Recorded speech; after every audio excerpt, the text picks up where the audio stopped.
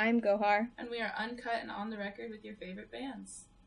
Today we have LeyeT with us. Hi. Hi. Cool. Yes. I'm really excited to talk with you. I'm so excited to be here. I don't know if a lot of people know this, but I saw you once and then I was hooked. I talk about you all the time with my sister. Aww. I think she's annoyed by me by now. So we're gonna be happy. We're gonna go ahead and start with some icebreakers. Yeah. So go ahead and tell us what's your name, what's your favorite ice cream, what's your go-to song when you need a good cry. Oh, Go my for goodness. it. Wow. Okay, my name is LeyeT. LeyeT. Nice. Yeah, we always need clarification on how to spell things. Last week we had Nico, and he had to spell it out, and then he says, "Oh, it's Nico," and we're like, "Oh, okay." Nyiko. Oh, wow. Yeah, different, isn't it? I wouldn't have known So that. now we've got LeyeT. That's cool. LeyeT. Yeah. Yep. Perfect. My favorite ice cream flavor was that? Mm-hmm.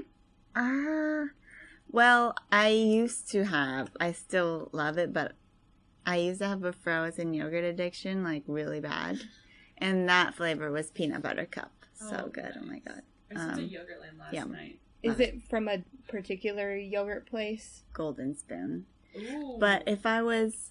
Do Golden I Spoons went to even Salt and exist? Straw recently, though, and they had the current flavor. It's like pumpkin something. It's really good, too. Oh, nice. You should try it.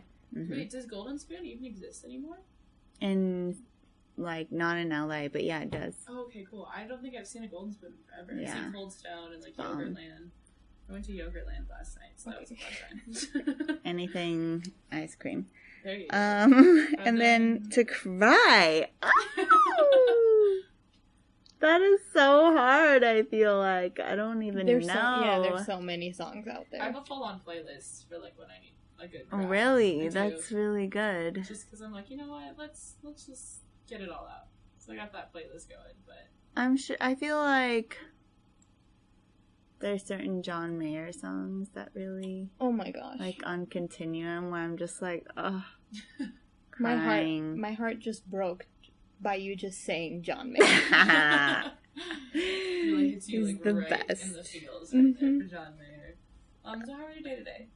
It was great. Good, what'd you do? Yeah, Anything exciting? Let's see here. I have been working on stuff for my show coming up. So emails, social media, like planning, because I'm really obsessed with my photos and color. We are definitely going to talk about that later. Oh.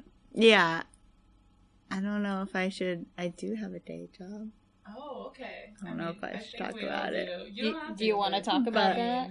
I think we've all got day jobs, so it's definitely another part of everyone's life that we're like, yeah, we do this thing, but it's not as fun. So, what did I do? There you go. So we're going to go ahead and jump right in and get things going. Cool. Did you always want to be involved in this industry? Yeah, I grew up loving to sing. I just always would sing, and I would kind of, before I knew it was like writing songs, just write maybe poems and words and things like that, and want to perform for my family and things. I did musicals growing up. I went to an elementary school where we would do multiple musicals during the year, so that was really awesome. Like, I loved that. Mm-hmm. And then it wasn't until I learned guitar that I was like, oh, I can write a song. I can support myself, just me and the guitar. And that's kind of when it solidified that I was like, okay, I'm in love with songwriting. I want to do this forever. So I think, yeah, I've always loved music. And fairly early on, I feel like had discovered that passion, like, it's never looked back. So what drew you to guitar specifically? Was there just actually one day and it felt natural, or actually how my old were you too? stepdad, Okay. I was in high school, Okay. would say, maybe mid-high school, probably sophomore or something. And then my stepdad is a great guitar player, and he just one day was like, oh, do you want to learn guitar? And I thought, sure, why not? And then from there, that's awesome. Loved it. What kind Never of stopped. guitar do you like to play? Like acoustic, electric, anything? I started on acoustic. Okay. So, yeah, it's very, singer-songwriter, that sort of thing. Definitely. And then recently I've been trying to learn more electric guitar. I'm not, like, amazing by any means. Practice makes but, perfect. yeah. Progress. Yeah. That's so awesome. In general, that is, like, a theme in my music. It needs to have guitar as somewhere in there. I feel like if it's it not can you, be... it's going to be somebody else. Is that what you're trying to say? What? Whether the guitar's always in there, if it's not you playing, it's somebody Oh, else. yeah. I just like a guitar thread in all my songs. And sometimes, because it's part of my sound, and I think it's just so...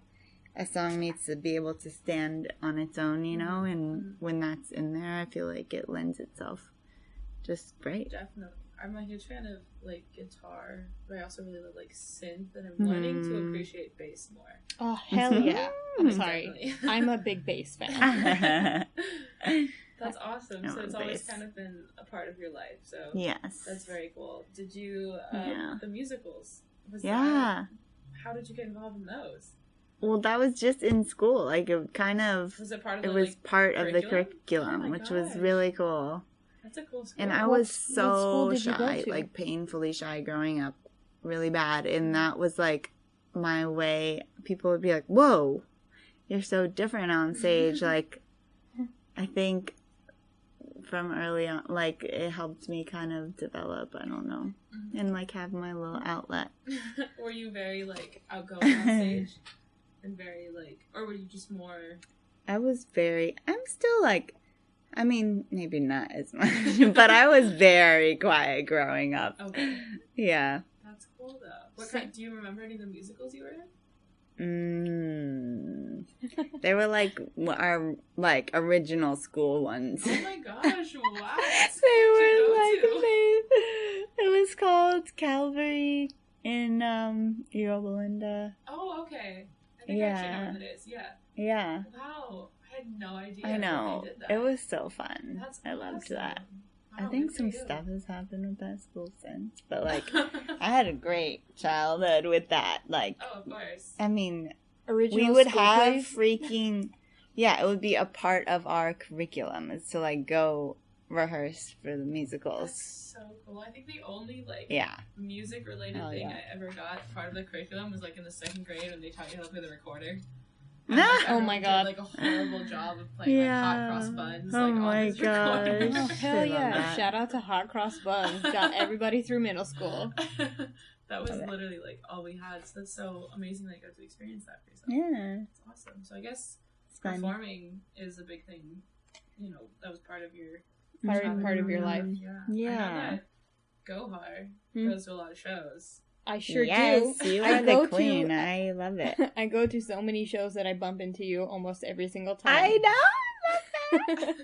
So, It's great. the question that I have to ask here is, do you go to shows because you just love the live music, or do you go like just to attend, or do you find it necessary as part of the music industry to go Honestly, to shows? I'm always going mostly because they're always my friends. Like, I have so many talented friends, and it's literally not... So, yeah, I'm just always out at their shows. Gotta support your friends. You gotta support live music. Yeah. Support the arts. That's what it is, and it's like... And it's a community to be a part of, you know, and go support your friends, see the friends that are also there, you know? Is it more of a, like, as an artist and, like, as someone, like, in the industry, is it hard to enjoy yourself at shows? Do you feel like you have to be networking, or do you actually... Yeah, do you feel obligated to... Does it feel like a job to go to a live show and have to network? Or do you just do it because it comes naturally to you, because you're already enjoying yourself? At least that's how it is for me. Yeah, I'm already enjoying it, and if I I love the people that I'm supporting and that are usually there, so it doesn't feel like.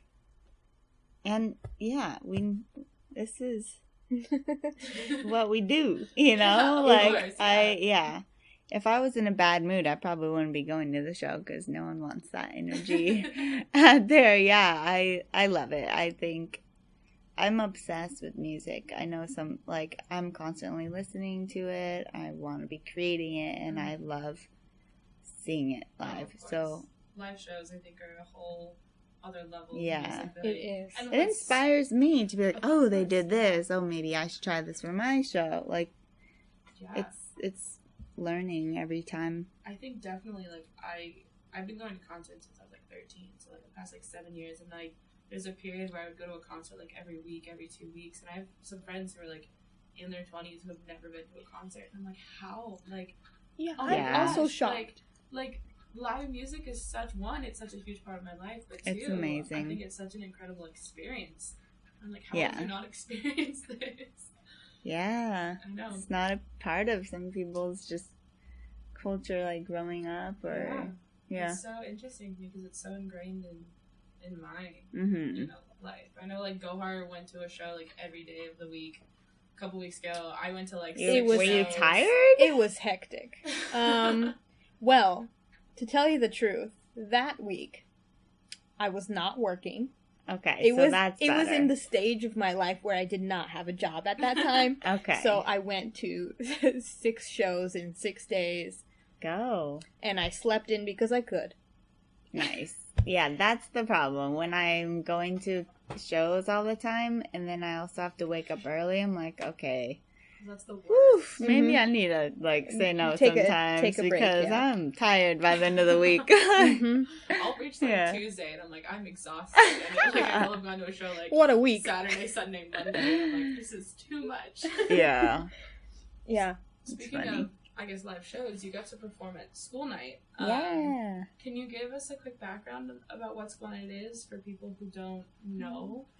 Sure. I mean, I know, like, we all know it's got this crazy scheduling and advanced wait list. Like, let's give a little insight to the people out there. Yeah, so School Night it's been going on quite a while now. It's kind of like an industry showcasey type of night. That's every Monday night.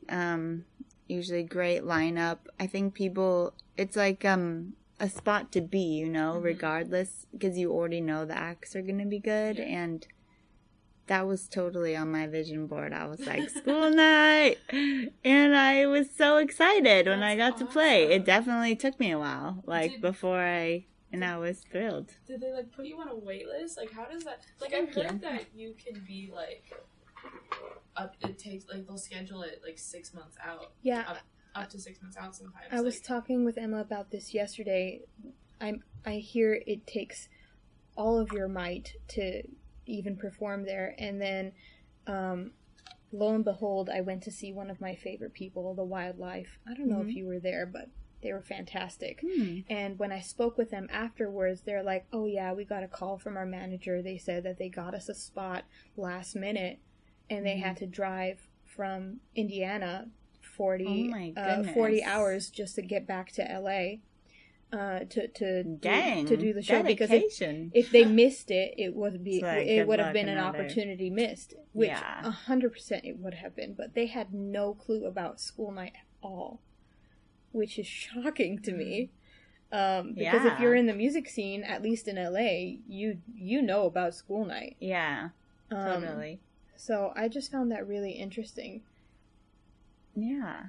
I was in communication for a long time with the booker, and she was trying to fit me in, and then it wasn't that last minute, but it was kind of like, let's try this night, and no, not this night. Okay, I just had an opening, do you want to jump on? And that's awesome.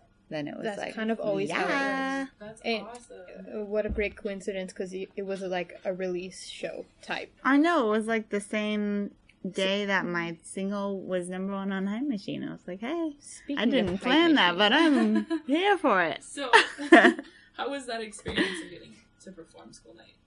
Oh, it was awesome. I'm always surprised, like, when I'm like, oh my gosh, look at people came. It's so awesome just being in a room with that energy and connecting with people. It's like there's nothing like it. And to get to perform someplace that I respect. I respect all the artists that I go see there, and then get to do it was great. That's awesome. Loved you got it. to cross something off your vision. Yeah, that I know. Been, like, such a great feeling. There's like a few things that I'm like, I need to switch out my things here because I've achieved them. That's awesome. That's always gonna be amazing. Like you're looking at your board and your goals, and you're like, wait, I've done these. Oh my it gosh, actually works. Yeah, that's awesome. Wow. So let's talk about your music a little bit. Cool. You work with some different producers, which tend to have some different sounds. Looking at Gohar as she takes a bite of her cup of noodle. Called you out. You know what? Sorry. Nobody had to know about this, but you had to say it, didn't you? You had to take a bite right when I needed you. Yeah. We were talking about this a little bit. A while back you did one of those question things on Instagram, and I was the one that asked you, hey, who are your producers, so that I can shout them out. Nice of you to do that. Because I know your songs have kind of the same vibe to them, but a good chunk of them sound different from another chunk of them. And it's really interesting because I know that you work with a few different types of producers. So the question I have really is, do you gravitate more towards some producers because they have a certain sound that you like, or what is your experience with working with different people? Honestly, so far, all my songs I've released, it's my friends. Yeah. Like I said, it's just I'm lucky to be in a creative community and be, I'm intentionally trying to form those relationships and just, I think, be a part of something, So, I am lucky to have those talented people around me, and it's really just all been very natural, like, for all my songs and who I've worked with. And I think now I'm able to, even if I, work with someone else, I know my sound and what needs to be there to be able to have a light song, so I can communicate that and kind of steer, regardless of if I'm working with different people. So you have a set criteria pretty much for your songs. Yeah. Yeah. So is that kind of what the songwriting process different with each producer, or is it very much, the same kind of structure you've got then? I like to keep it pretty similar, in structure. Yeah, which is, yeah. Is it, because I know some people, they write their music first, then their lyrics. Do you have a specific way you do that, or is it just kind of whatever flows most naturally for you?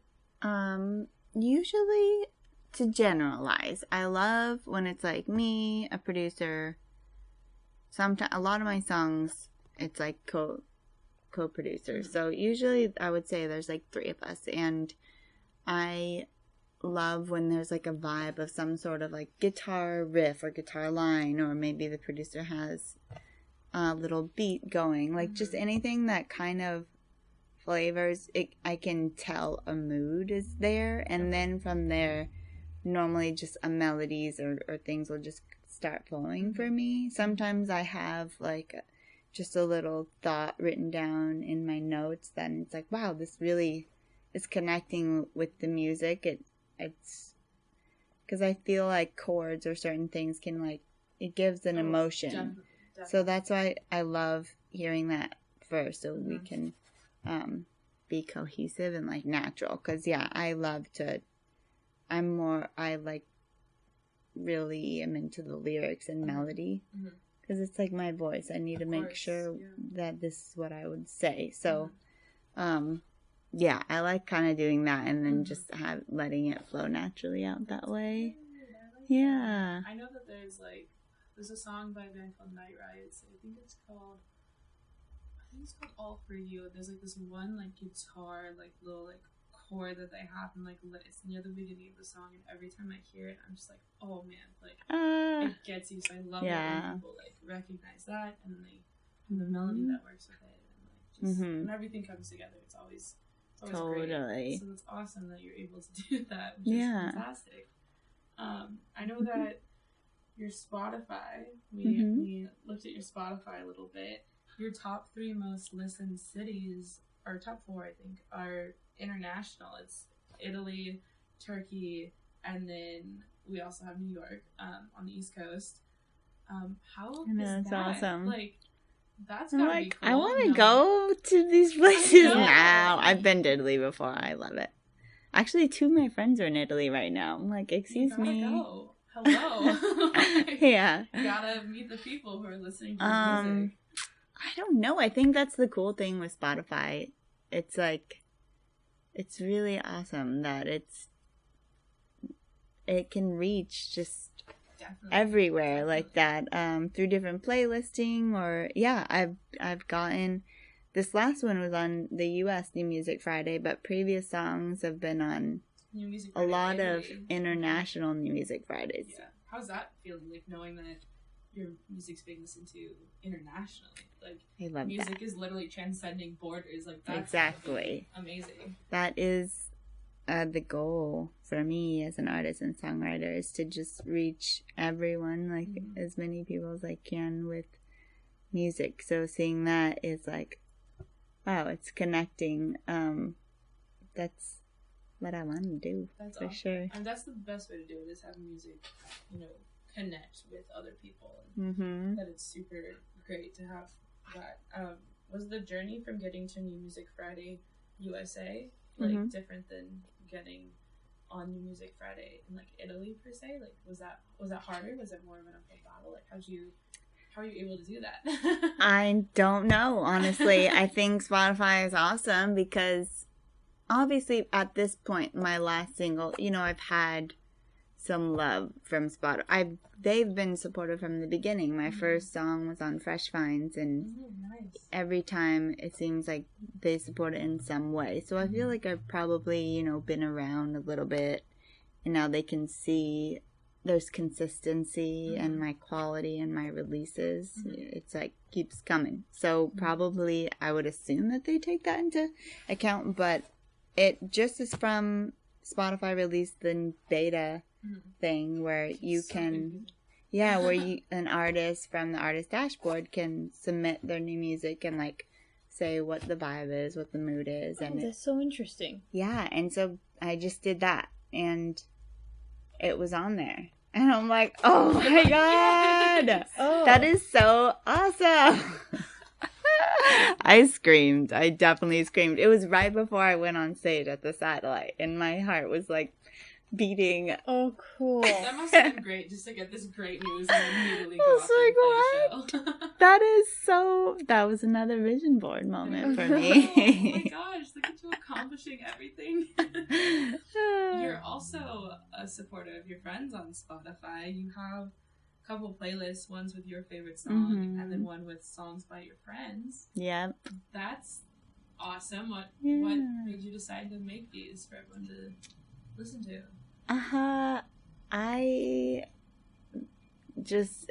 don't know. I'm like, I want to showcase all of the talented friends and again, go back to creating like that community and just support for one another instead of this is family and we should feel good about everyone's successes and not. I think that. Sometimes, like, people can be like, oh, they got this or this. It's like, okay, these are your friends. Like, don't. Yeah, so I want to showcase that, I think, and make people feel loved. I love that you said it was like a family. 'Cause I think it really is, and like that's a great way of putting it, because it's great when you can be supportive of your friends and maybe look to them for inspiration. Like, oh, you're killing it. Like, I got to get on your level, but not in a competitive way, but you're working your butt off. Like, that's inspiring. I'm going to work my butt off. So totally. It's so awesome that you're able to support your friends like that. Yeah. We actually have a playlist on our Spotify where we just kind of get some of the people we've interviewed their favorite songs. Mm-hmm. So what we're going to do is get a couple of songs from you, and Great. We'll add those on there. I love it. Do that later for everyone to kind of listen to. So it'll be up for the week that your episode goes up. Yeah. Great. Yeah. So just another way of kind of like supporting music and seeing what the people that we listen to are listening to, and I love great it. little circle of music. Love it. Speaking, you want to go? I think a few of your songs got onto Hype Machine number one a few times, right? Yeah. So I wasn't too familiar with Hype Machine, but when you started mentioning it, and also Moon Tower mentioned it a couple times, it really got me interested. So, if for the people at home that don't know, what is Hype Machine, and how is it different from other places like Billboard or Spotify? Hype Machine is something that I've been listening to for a long time, so I was really excited over that. It's basically it's an aggregator of music blogs. So blogs that are posting write-ups with new songs.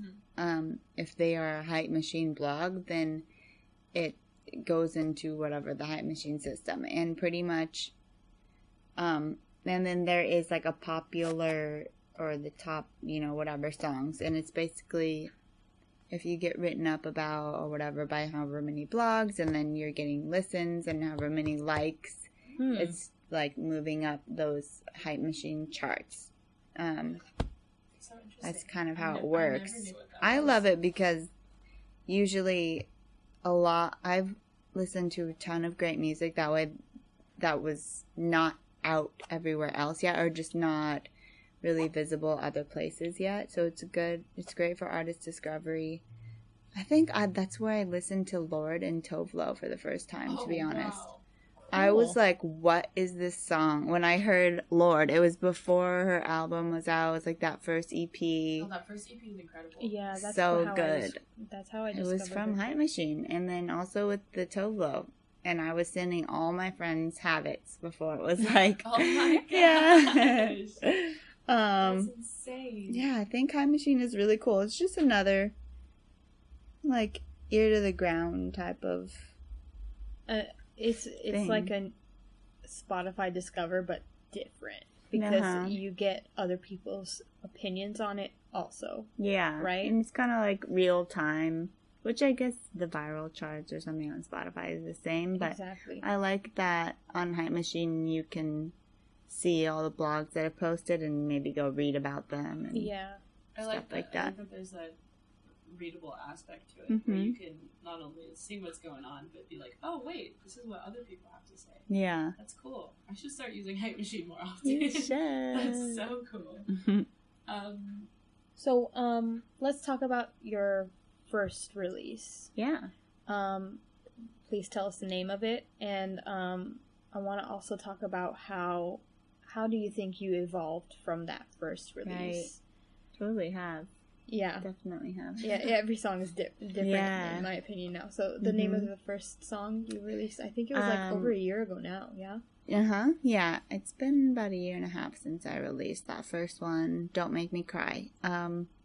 Honestly, at that point, that was the first song that came about a little different than my process now. I had met this producer kind of in passing. He was like, just happened to be in town, and he was like, oh, if you want to collab, I think he messaged me that day.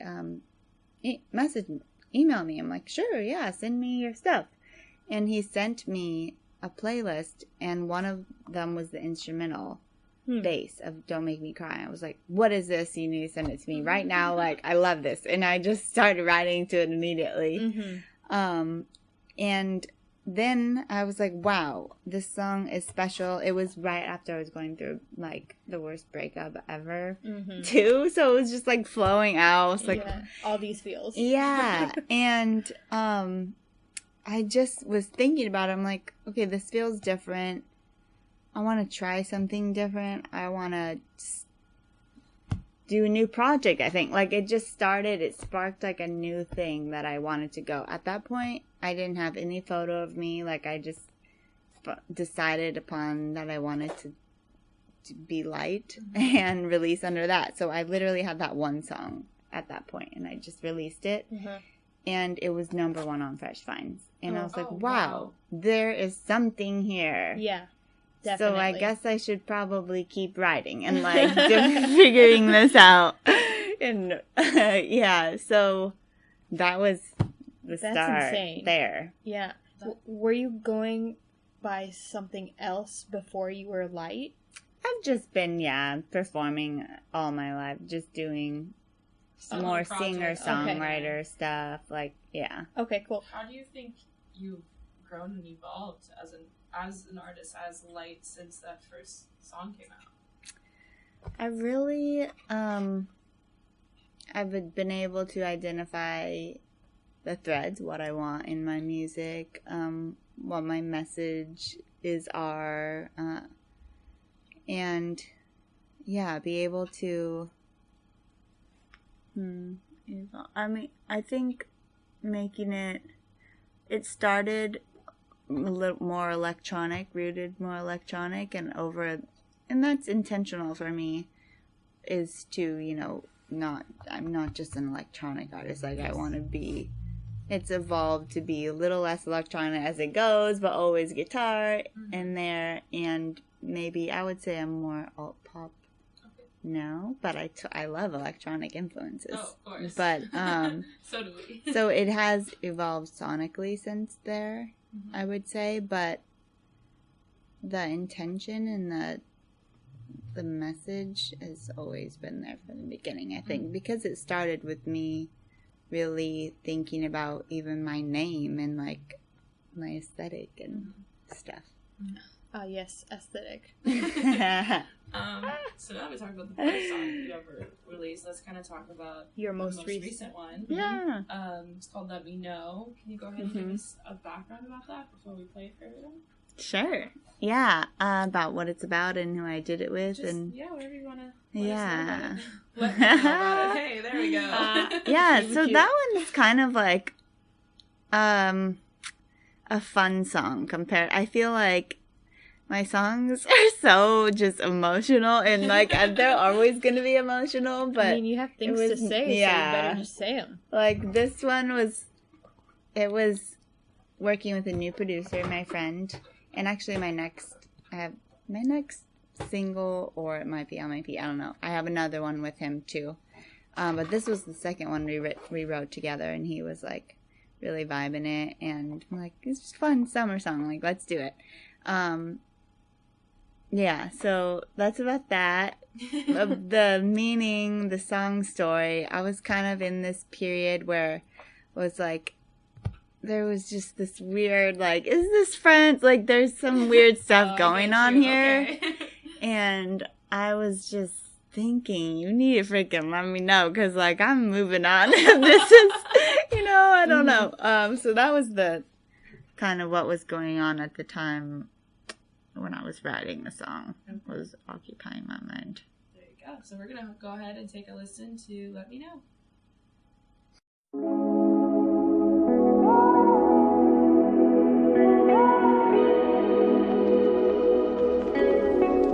You better let me know. You better let me know. You better let me know. 'Cause I'm not waiting around for you. I can't get the words out of my mouth. They're trapped in a safe house.